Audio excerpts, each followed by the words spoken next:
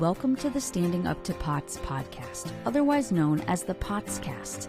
This podcast is dedicated to educating and empowering the community about postural orthostatic tachycardia syndrome, commonly referred to as POTS.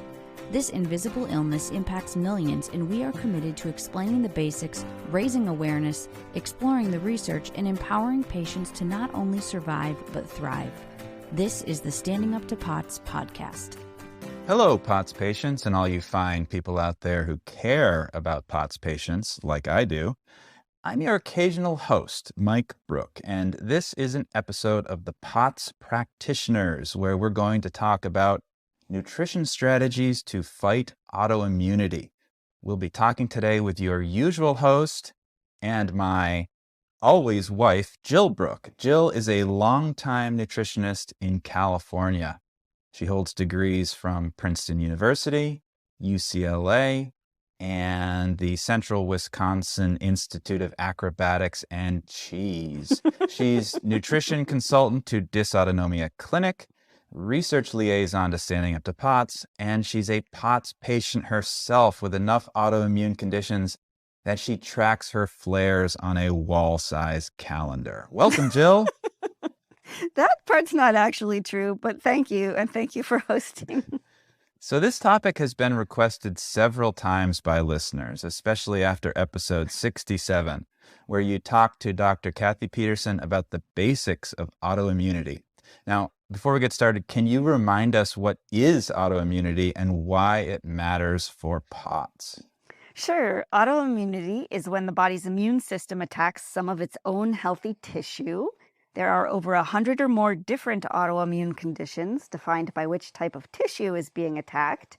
A person can unfortunately have more than one autoimmune condition at once, and research finds that POTS patients have higher rates of autoimmunity than the general population, and some research suggests that POTS itself might even have an autoimmune basis in some cases. Okay. I'm going to out you to our listeners for a second. In case you don't know, Jill is a list maker. And so she arrived today for the podcast with a list of 10 nutrition strategies for fighting autoimmunity, which we will get to in a moment. But before then, can you paint the big picture for us here? What themes are we going to be looking at today when it comes to fighting autoimmunity? Sure. I think the main theme is just doing all sorts of different things to try to stop chronic inflammation. So balancing blood sugar and insulin, avoiding ingredients or toxins that are known to promote inflammation or autoimmunity, and figuring out if there are some specific foods or ingredients that are normal, healthy foods for almost everybody, but might be triggering your immune system. And I'd say that around 80% of an autoimmune or anti-inflammatory diet is just eating real, unprocessed, like actual quality food, the way that nature intended, instead of the standard westernized American diet that's full of ultra-processed foods and chemicals and things that the body and the gut microbiome don't actually recognize as food. So that gets you pretty far, but then there's just a few additional strategies or nuances. Okay, so I'm going to say what we say frequently at this point in the program, which is that this is not medical or dietary advice. This is just informational, and that people should consult their own doctors. But how strong is the research for all this, for fighting autoimmunity with diet? Well, there are a few one-off studies showing that, for example, a vegan diet or a vegetarian diet or paleo diet or paleo autoimmune protocol diet helped patients with some particular autoimmune disease or another. And usually it was compared to the standard American diet. And we know that pretty much any diet looks amazing compared to the standard American diet. So it's kind of hard to find a great deal of first-rate evidence that definitively says what is the best diet for all autoimmune conditions. There's never enough research with actual humans going about their everyday lives because that's so expensive, and people aren't very accurate when they report their diets anyways. So I'm going to be discussing what I think is the reigning theory of autoimmune nutrition, which is based on a whole lot of studies about inflammation, some studies in animals, studies about what happens to gut microbes, And a lot of that has been put together by some very smart people to form some principles that are pretty widely accepted. And it's all considered healthy stuff anyways, so it's not like it's way out there strategies. It's mostly finding ways to do more of what nature intended, since inflammation and autoimmunity seem to be on the rise in response to more modern diets and exposure to chemicals, toxins, and stuff like that. Okay, so real whole foods are anti-inflammatory and they help balance blood sugar. They don't contain as many chemicals or toxins. They promote good gut health. So that would be the reason that we would want to stick to that kind of a diet.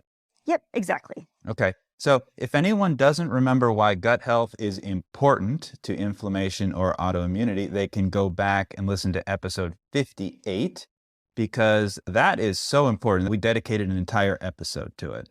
Right. Okay, so let's get into specifics. Let's start with number one. What is the first nutrition strategy thought to help fight autoimmunity?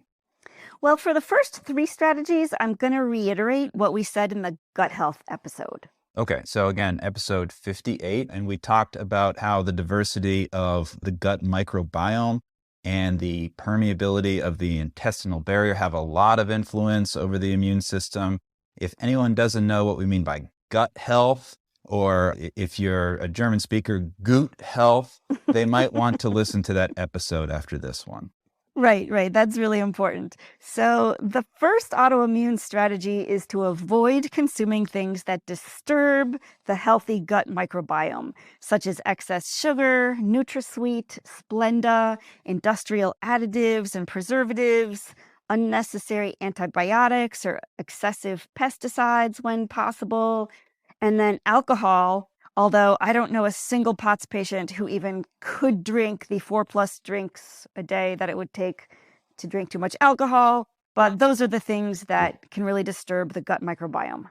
Okay, and they could either do that by harming the friendly microbes or encouraging the unfriendly microbes. So it basically comes down to avoiding junk food, processed food, fast food, sweets, alcohol, and if possible, getting meats and dairy raised without antibiotics. Is that right? Yep.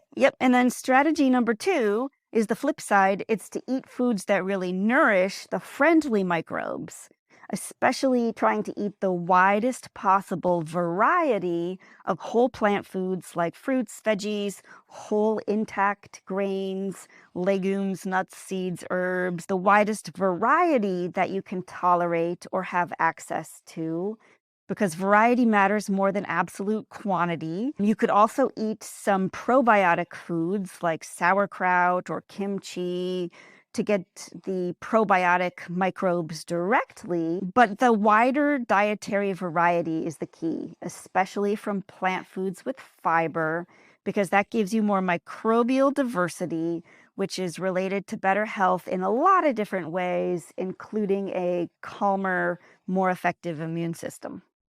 So this is what I love about the POTScast, Jill. Now my life is starting to make a lot more sense.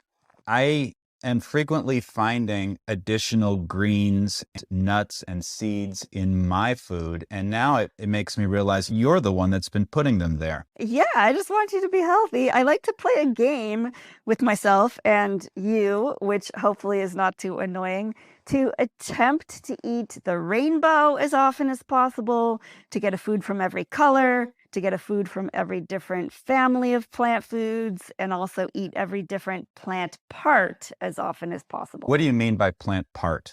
Like leaves, shoots, stems, roots, fruits, seeds, like different parts of plant anatomy. Okay, and then when you say plant family, what do you mean by that? Well, like for example, in the vegetables, there's the cruciferous family. That's the broccoli, cauliflower, Brussels sprouts, cabbage. There's the onion family, the leafy green family, the squash family. There's the mushroom family. Within fruits, there's the berry family, the stone fruits, the melons, like all the different botanical families. Because the thinking is that every different family of plants helps support different species of friendly gut microbes. And again, the variety, the diversity of those microbes is what's affiliated with so much improved health. Okay, so the leafy greens, the squash family, and the stone fruits. I feel like I'm at a folk rock festival right now. Let's go on to number 3. Okay, that one is trying 1 to 4 months gluten-free to decrease intestinal permeability. Okay, so we talked about this before, but you've said that gluten, I think I got this right. Gluten signals the intestinal barrier to become more permeable, and you have described how more of whatever is in your intestines can then get through that barrier and into your bloodstream, and that's when it could start to trigger an immune response. Yep, and that goes for everybody having the increased intestinal permeability, not just people with celiac disease, for example. And at the dysautonomia clinic, we published a paper last year reporting that some POTS patients feel enormously better without gluten, with their autonomic scores improving and self-reported POTS symptoms improving a lot.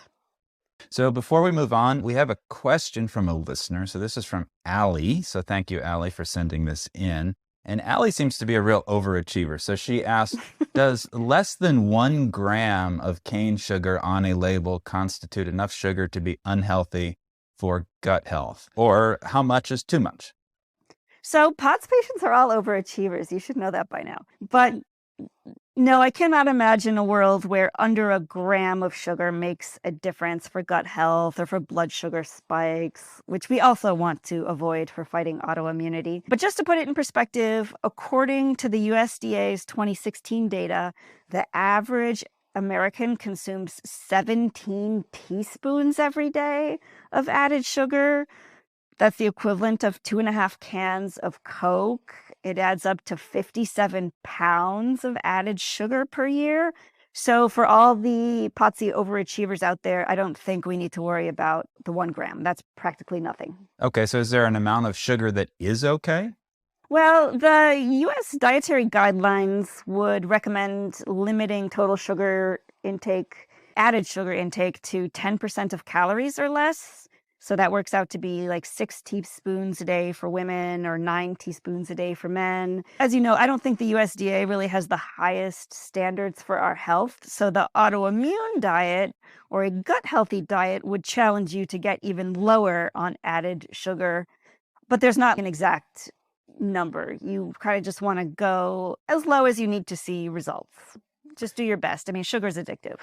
So that was a very diplomatic way to describe your relationship to the USDA.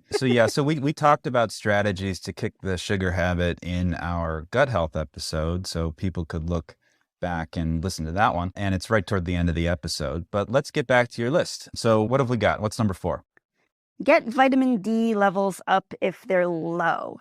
Studies show that blood levels of about 40 to 50 nanograms per milliliter are associated with lower rates of some autoimmune conditions. Vitamin D is known to reduce inflammation in numerous different ways, including affecting the expression of like over 1,000 genes. And a really big, nice study at Harvard recently reported that taking 2,000 IU vitamin D3 daily reduced onset of new autoimmune conditions in older people by over 20%. Okay, so why don't you describe for us a little bit about that study and why you think it's important? Well, this was a good study because it was big, it was randomized, placebo-controlled. It included about 25,000 subjects followed over 5 years, and they were sent either real vitamin D pills or a placebo to take daily. And then they watched for new diagnoses of autoimmune disease over 5 years. And it's kind of rare to see studies that are so big and that last so long with real world dependent variables like actual diagnoses of autoimmunity. Okay, so if I want to do this, how would I increase my vitamin D? Can I eat it? Do I have to get sun? Is there a supplement? What do I do? So you can get your blood levels tested, and if your doctor doesn't test vitamin D, there's a citizen science project led by some top experts called grassrootshealth.net, where you can sign up to get your vitamin D tested every 6 months at a discounted rate, and then you can also fill out their survey, and they collect data. They also have a vitamin D calculator where you can put in your current blood levels, your desired blood levels, your body mass index, and it'll suggest the dose of vitamin D to take. and you probably will not get enough from food. Very few people can get enough from food, like people only on diets of Alaska natives, for example. And very few people can get enough vitamin D from sunshine. There is an app called Vitamin D Minder that can tell you how much vitamin D you're getting and if you're getting enough based on your latitude and some other information that you put in. But most people would have to take supplements. And just to remind everybody, you did an entire episode on vitamin D. It was episode 91. You talked vitamin D and autoimmunity with Dr. Eduardo Beltran in that episode. Yeah, and he reports that some autoimmune patients have genetic variants that make them unable to process vitamin D effectively. So that's just one more angle you can learn about in that episode. He's a fan of larger doses of vitamin D if you have those genetics and can monitor for toxicity with your doctor. All right, great. So what's the next strategy? Number 5, avoid consuming so much plastic. Well, that's going to be tough for me. I just love a nice plastic in the morning. I realize that you're not trying to eat it, but the average American consumes about a credit card worth of plastic every week, from plastic bottles, heating food in plastic containers, drinking hot liquids from disposable cups lined with plastic. Some canned foods have plastic linings. Acidic foods in plastic bottles can leach out some plastic. And there's some research by Dr. Datis Karazian and others showing that chemicals in plastic can disturb our hormones, our metabolism. They can increase cancer risk, but that they also appear to really promote autoimmunity. So if I don't even know I'm eating this, how do I avoid it?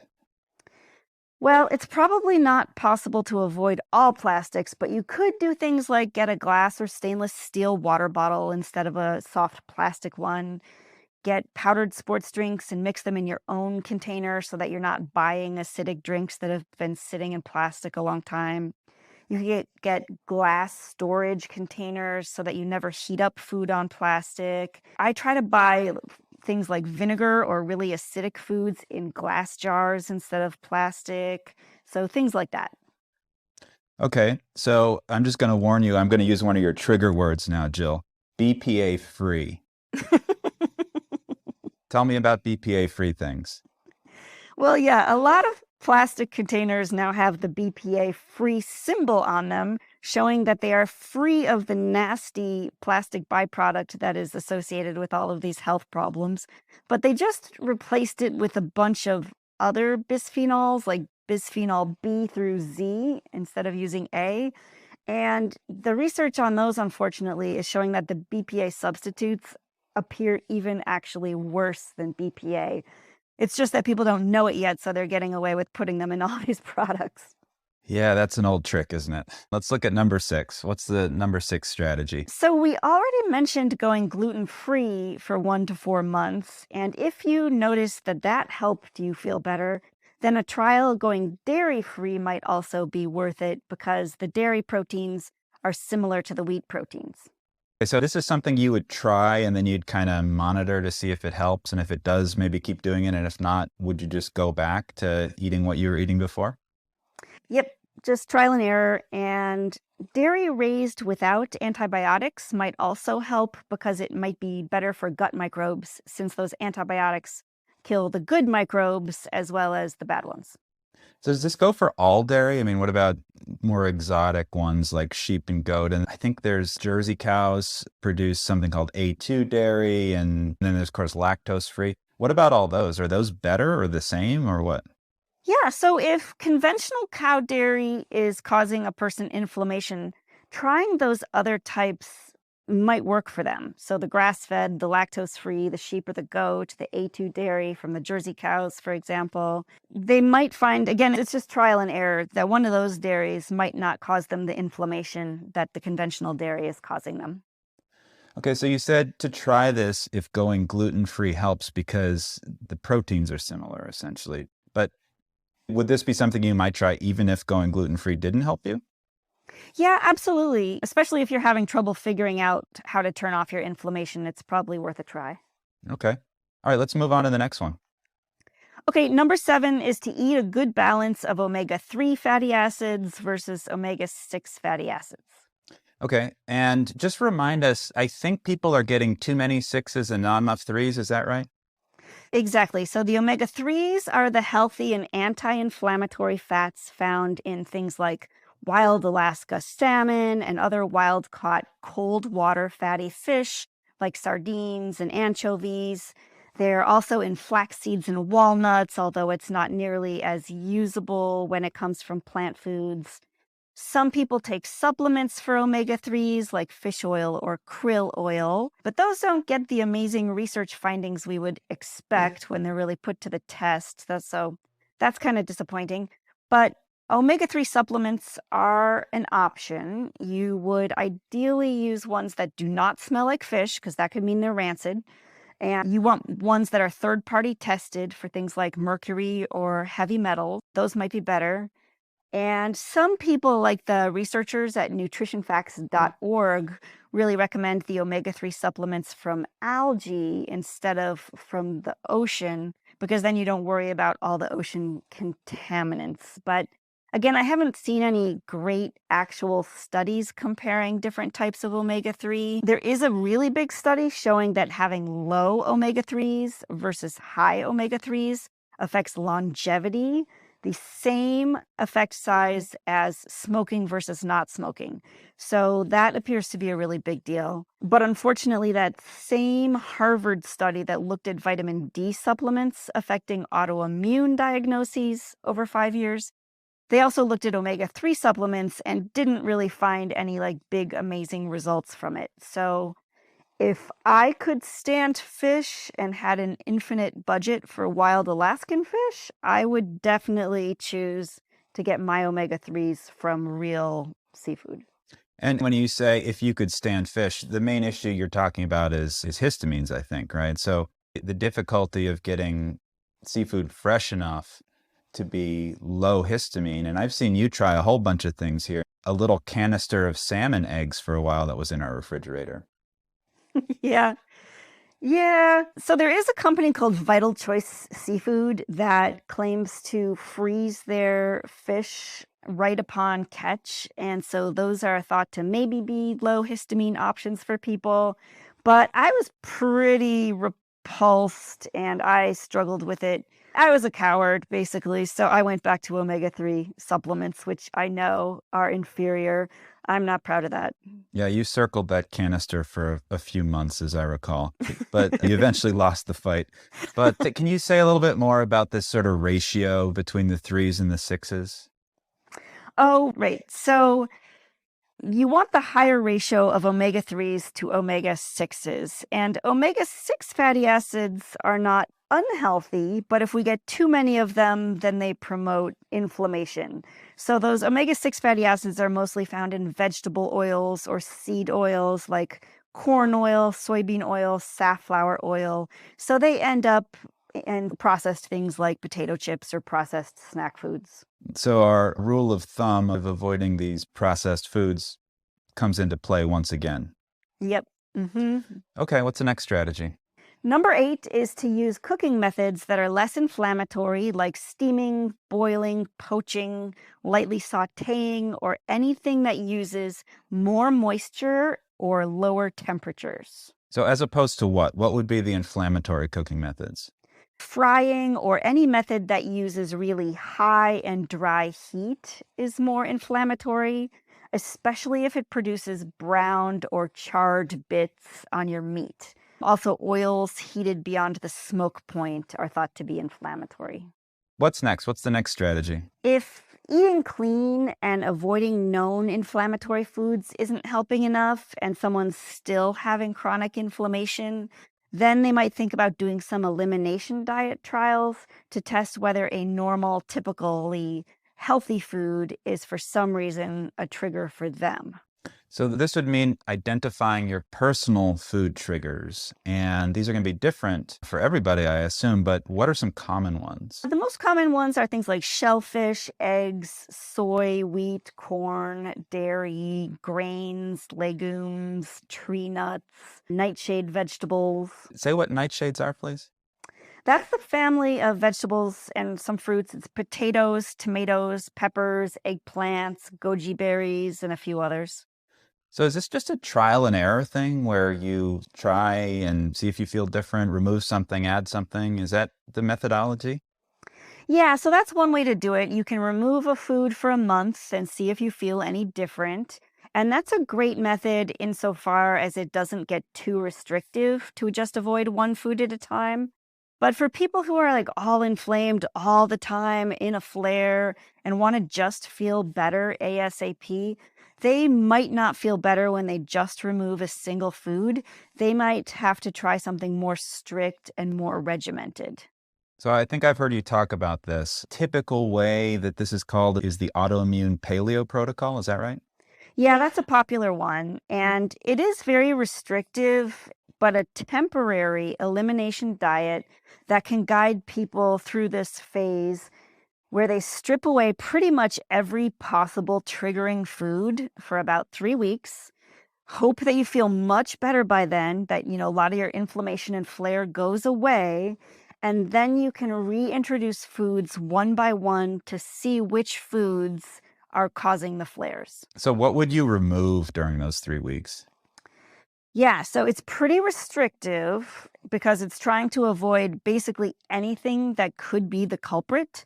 So it removes sugar, processed food, dairy, eggs, gluten, actually all grains, nuts, seeds, legumes, nightshades, shellfish. So what does that leave you with? Broccoli, pretty much?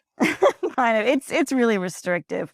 During those 3 weeks, the common meals might be things like chicken, broccoli, and a sweet potato, or steak, asparagus, and yams, or turkey, cauliflower, cooked carrots, soups, stews, stir fries, salads, basically revolving around high quality animal proteins, but not the shellfish, not the eggs, all sorts of vegetables, some fruit, root vegetables for starches, fresh herbs for flavoring. And another downside is, as people are probably realizing, it's kind of a lot of cooking. Yeah. So we should probably mention at this point that people should consult a professional before getting too restrictive, though, because this is a bit playing with fire. You could definitely lead to nutrition deficiencies, or in susceptible people, this could maybe trigger some sort of an eating disorder. Yeah, thanks for bringing that up. Food restriction should only be done very briefly and strategically with some really good guidance to make sure you don't get malnourished and that you are guaranteed to learn something valuable from it. And then reintroduce foods as quickly as possible to get back to that diversity. So if you're on the autoimmune paleo protocol for 3 years, you're probably doing it wrong. Yeah, it's supposed to be just a brief elimination phase and then working back toward optimal diversity. Okay. So we have another listener question, and this one is about fasting. So we've heard about it, talked about it, and I think there's probably a lot of ways to do it, but maybe you can just say, what is it? What are the best ways to do it? Could it possibly help with autoimmunity? And is it something you can even do if you have POTS? Those are such good questions that we're going to leave it to its own episode that we're working on, all about fasting. But in general, yes, you can starve inflammation. The problem is that you can't starve it indefinitely because then you also starve yourself. Fasting also makes it more difficult to stay hydrated and to balance blood sugar. And it does put you in more of a sympathetic state. That's the state of fight or flight, which POTS patients often already have too much of generally. So there's definitely some complexities to worry about. And that's before you factor in things like medication, which can be absorbed differently depending on whether you're fasting or eating. So I wouldn't recommend dabbling with it unless you have a doctor supervising it and recommending it. But there are some newer ways of fasting, like time-restricted feeding or the fast mimicking diet, that try to give you most of the benefits of fasting with less of the suffering or less of the risks. So we'll get all into that in our fasting episode. Okay. So everybody, fasting episode is on its way. And to reiterate, probably not something to dabble with unless you're in discussion with your doctor. So maybe not a first line strategy to try, right? Yep, perfect. Okay. So let's get back to the strategies. Do you have any more nutrition strategies for fighting autoimmunity?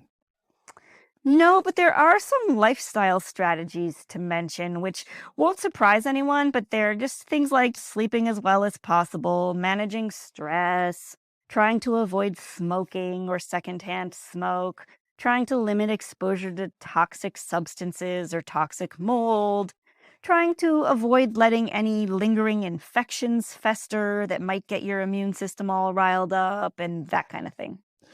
All right, so we have covered a lot here, and it might be a little bit overwhelming, in fact. So, what would you say to somebody who feels that they might want to try a nutrition approach to fighting autoimmunity, and it could be really helpful, but where would you start? Well, for starters, they could just get a non plastic water bottle or start eating a slightly wider diversity of real, whole, unprocessed foods. Like even just a couple bites per day is enough for those gut microbes. And sometimes focusing on what to eat more of helps you eat less of the junky processed or sugary stuff too without even trying, because then you don't have room for it anymore. All right, so let's talk about resources and references. Are there really good websites and books that you recommend for people that might want to dig a little deeper on this? Yeah, there's a lot of great resources. An autoimmune nutrition plan can be pretty involved, so it's great to either have professional help or at least a reliable guide and maybe a book or an online community. So, people who have free resources online that I really like are Dr. Terry Walls of the Walls Protocol, Dr. Datis Karazian, and Dr. Sarah Ballantyne. If you Google any of those, you'll find great resources. All right, so I'm guessing some people are probably wondering how effective something like this can be at fighting autoimmunity. So, can we cure autoimmune conditions this way? I think, like everything in POTS, people see vastly different results. Some are helped hugely just doing a couple small things, other people less so. I don't think there is such a thing as curing an autoimmune condition, just putting it in remission, hopefully for a good long time. But the good news about all of these strategies is that they are healthy anyways. So if you consume less sugar or plastic or more whole foods, and it does not help your autoimmunity, at least it was doing some other good stuff for you. I think that's a good note to end on. And it's lunchtime here. It's going to be vegetables for me, Jill. I think probably for you as well. I got some carrots, broccoli, and kale on the menu. Awesome. Jill, thank you for all this great information. And hey, listeners, that's it for this episode. We hope you enjoyed this discussion. We will be back next week. And until then, thanks for listening. Remember, you are not alone, and please join us again very soon. As a reminder, anything you hear on this podcast is not medical advice. Consult your healthcare team about what's right for you. This show is a production of Standing Up to POTS, which is a 501c3 nonprofit organization. You can send us feedback or make a tax-deductible donation at www.standinguptopots.org. You can also engage with us on social media at the handle Standing Up to POTS. If you like what you heard today, please consider subscribing to our podcast and sharing it with your friends and family. You can find us wherever you get your podcasts or at www.thepotscast.com. Thanks for listening.